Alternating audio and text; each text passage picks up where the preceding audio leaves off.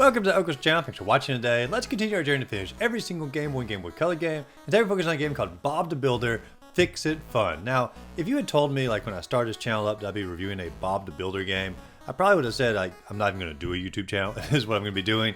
However, I've decided, of course, to do every single Game Boy and Game Boy Color game, and Bob the Builder naturally has a game. So here we are, covering Bob the Builder.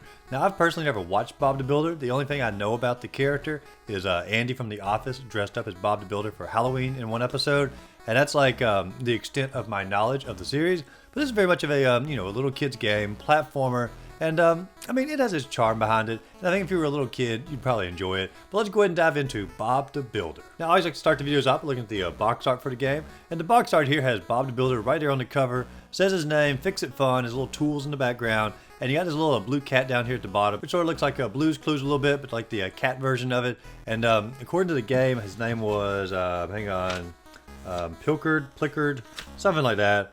Pilkard, according to what I think I've learned inside the game.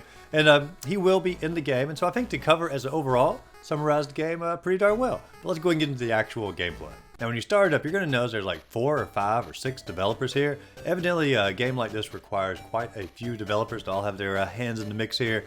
Probably a bunch of people trying to cash in on the name brand, if I was guessing. And then when you get to the tile screen here, you have the title of the game and a little brick wall in the background, possibly constructed by Bob. I think we can probably safely say it is, because in the menu screen, which is next, it has this little trowel here, which of course is what you use to lay concrete. So I think Bob has of course done the handiwork on the wall on the tile screen. Now, when you begin the game, there's actually a little background story here. Bob and Wendy are wanting to have a picnic, and there's some chores that have to be done ahead of time in order to get ready for the picnic. And so you basically start off in a little 2D environment here, and Bob can go in the main building behind him, which is the office, or he can journey to the left and greet some of his construction vehicles, or he can journey to the right and meet some of his other construction vehicles. Now, I go ahead and head into the office first because I didn't really know where I was going. But inside the office, there's different little fax machines that come out, or filing cabinets that open up, or window sills that you can talk to. And every one of these is going to be a little mission that you can go on to get ready for the picnic. Now, the first mission I take on is from the mayor. He asked me to journey around town hall here because all the tiles have blown off from the last storm. And of course, all you have to do is journey through the little building here, outside the building, and pick up all these little tiles. And you can, of course, get hit by little cans that are blowing in the wind, or little papers that are blowing in the wind.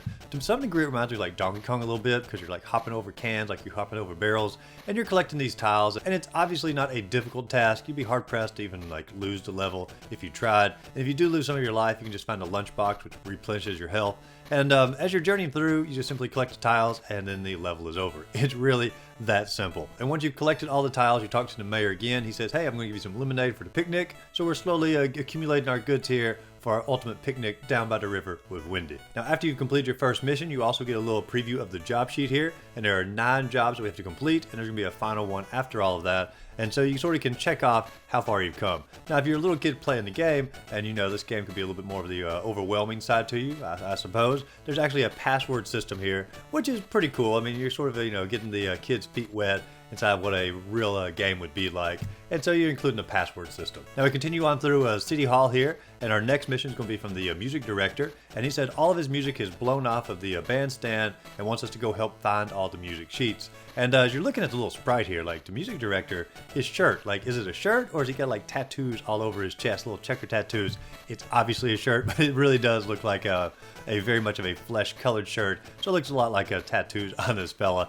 Now, this level here is going to be a farm scene. Of course, you're going to journey through all these hay bales and these barns, collecting all the little music sheets. And you have to admit, like, as you're journeying through the level here, like, it does have a little bit of a charm to it. The graphics are very simple, but they're colorful, and I feel like they probably captured the spirit of the cartoon pretty well. Because judging from the box art, I think the cartoon sort of looks a little bit like sort of like those old movies from the 50s, like the Christmas movies, as far as like Rudolph and the Red-Nosed Reindeer. Not claymation, but I guess like still or stop animation, I think is the right word for it. And so I feel like it sort of captures it pretty well here. And I do enjoy as like Bob's walking around, like if he's not running, he's sort of got a little, a little walk to his step, a little pep to his step, and it aligns with the music. And so, like I said, the game does have its charm to it, even though it's going to be really simple. Now, as you're journeying through the haystacks in the barn here, all you have to do is like walk in a literal straight line, and you'll collect all the music sheets. I think you have to climb the stairs or the ladder like 1 time to get 1 music sheet.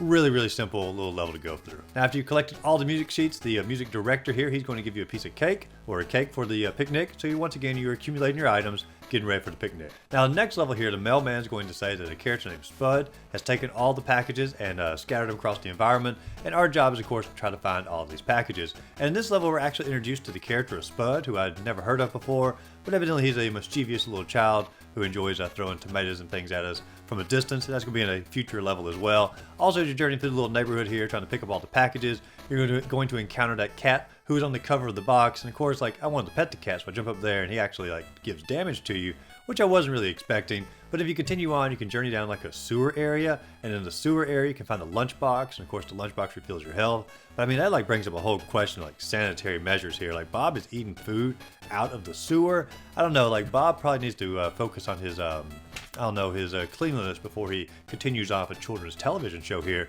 But regardless, we collect all the packages, and of course the mailman gives us some candy for the picnic, and we're continuing on. Now, I don't know why, but for some reason it just dawned on me that Bob the Builder like reminds me of Ted Lasso to a degree, as far as just like, I don't know, the wholesomeness of it, and a guy who just simply wants to help. I don't know, maybe that connection is really not there since I've never seen the show, but at least from the video game here, that's a connection that I am personally making. Now, the next level continues the saga of the blue cat, Plickard here, and with this, the lady actually asks us to go collect the cat food for her cat, and so you're journeying through this little forest level here, finding the cat food, and there's some charm in this one as well. Like, you can bounce on the little leaf piles and, bounce up to some tree limbs. You can also like go into a cave and bounce on like a mushroom, and you're collecting all these little fish bones as you go, and so you're collecting the fish food. You get to the end of it here, and you give the fish over to the cat, and so you've completed your mission. Now, this particular level here, like I said, it's a forest level, but if you look in the background, like the trees and whatnot, they're actually designed like a sort of cardboard setup, which is once again what I presume the television show was probably like. But the art style from that reminds me a little bit of like some of the future Yoshi games, or some of the future Kirby games, where they try to bring in like sort of a crafted style. I think it was Yoshi's Crafted World, and it really focuses on a very similar art style to that. And so maybe Bob the Builder did it first? I don't know, but at least it reminded me a little bit of Yoshi. But once you have completed the cat mission, the lady does give you some fruit for your picnic, and then you're continuing on your mission list. And the next one's going to be a neighbor who wants you to find little pieces of her fence that have blown away, and you just simply journey through the neighborhood, finding the fence pieces, and like all the other ones, it's like a straight line to find all of them. You do encounter the dog along the way. I don't know if the dog has a name or not, just a really brief interaction, but you collect all of the fence, and then she rewards you with a little plate of sandwiches for the picnic. Now, at this point, all of the office jobs have been done, so we need to go back outside the office, and we can journey off to the equipment on the left and to the right to finish up the outside work.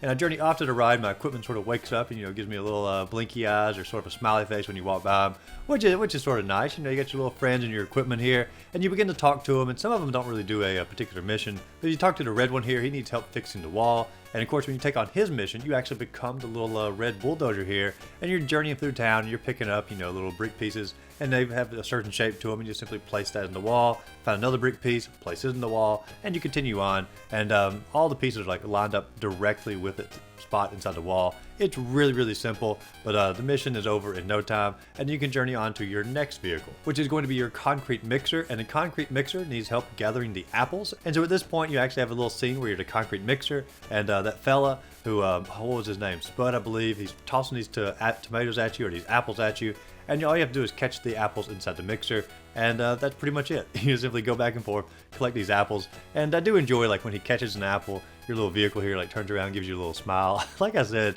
the game does have charm to it, and you just simply have to look for the charming things when you're playing a game like this. And the little smile there when he turns his head, it's a charm. And the next vehicle you're going to talk to is a little blue one over here, and he's an actual crane. And it's sort of cool because it's like a crane game that you're going to play next, and these little ducklings are coming down the river, and your job is to save these ducklings before they wash into the sewer, basically.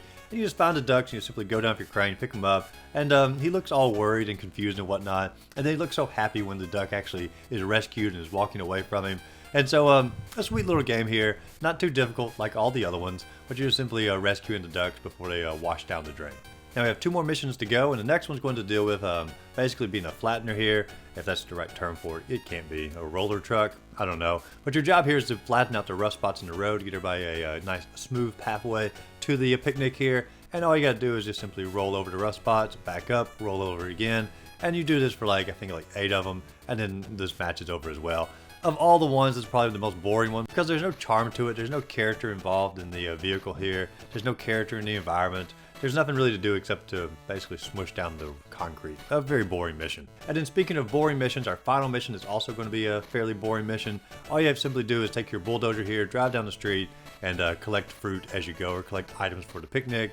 And at one point I must have got turned around, and I actually had to backtrack and sort of take my bulldozer in reverse down all these streets. But regardless, still a very easy, straightforward mission. And once you get all of them, you simply head up to the top and start heading off to the picnic. And I guess you can do these missions like in any order that you want to, but at least the order that I went through, the worst missions were definitely the last ones as far as like being a very boring game. And so some of them had more charm to them. These last few, they were pretty eh. And then of course you have the final cutscene here, which is going to be Bob the Builder and all his family, friends, and equipment enjoying a little picnic, and then the credits begin to roll from there. And it does give you an option if you want to continue on a hard difficulty, medium, or even hard.